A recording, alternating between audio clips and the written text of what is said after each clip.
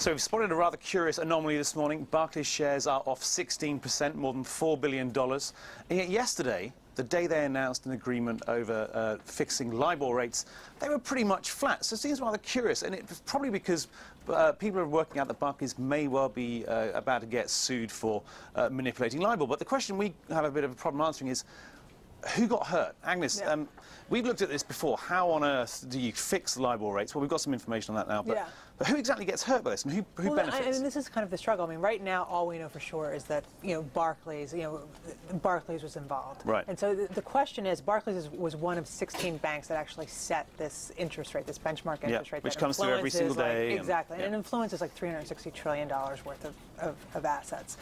But my question is still, like, how much did it actually move the needle on the actual rate, since it's one of 16? And I think that's the part, like, if there are going to be lawsuits, that's what's, first of all, they're going to have to establish, did it actually influence the benchmark rate? And then secondly, did it influence it on the day that you had a position with Barclays or another bank? Yeah, exactly. So, but I mean, who are the people here we're thinking about could be in trouble? I mean, I suppose it's, considering we see it as derivatives traders pushing Barclays guys to change it, I suppose it's people on the other side of their swaps. Exactly. So again, this was all happening on the swaps desk, and from the emails that we saw, it's like that they were trying to influence LIBOR so that they would profit. So obviously, whoever's on the other side, whoever the counterparty was, would have been hurt on that day. But again, because this is, LIBOR is set every day, right? So it's, again, this question of over a longer period of time, I don't know, like, were people hurt? It's a question, I think it's a question, right, the position that the bank has. So the reason the derivatives traders are saying, please, can you change it up or down, is because on that particular day they have a particular portfolio that they want to If they're selling or buying, it's obviously going to, and something especially that's short-rated, short-dated, is going to affect the price. I mean, there's a reason that traders are asking for this. They're benefiting in pro bono.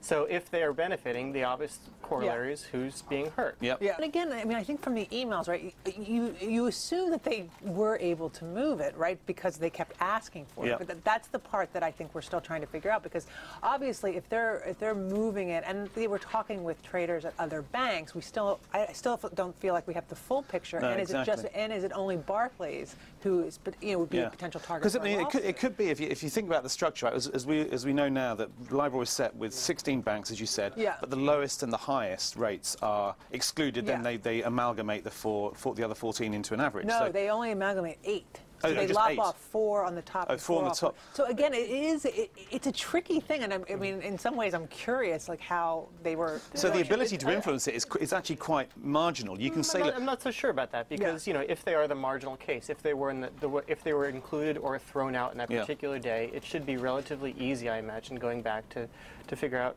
Again, I'm not sure of how it is, but it should be relatively easy to say, okay, they were tossed out. If they had been included, it would have been 1 basis point lower, 1 basis point higher. I still think even you still have to kind of figure out, like, well, what should the LIBOR rate, what should they have submitted, right? Like, the other thing, of course, is that this opens up to RICO, a racketeering case, because if they are all acting in collusion, then that's particularly bad, because prosecutors have more leeway to chase after these things. They get to actually.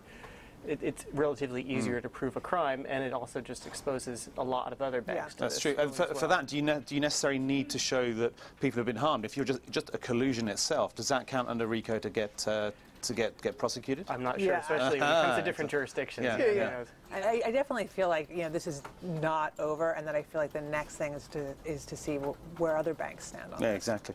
Well, this seems like it's just the beginning of the story. A lot of questions still remain to be answered, and we'll be keeping an eye on all of them. And come back to us tomorrow for more breaking views.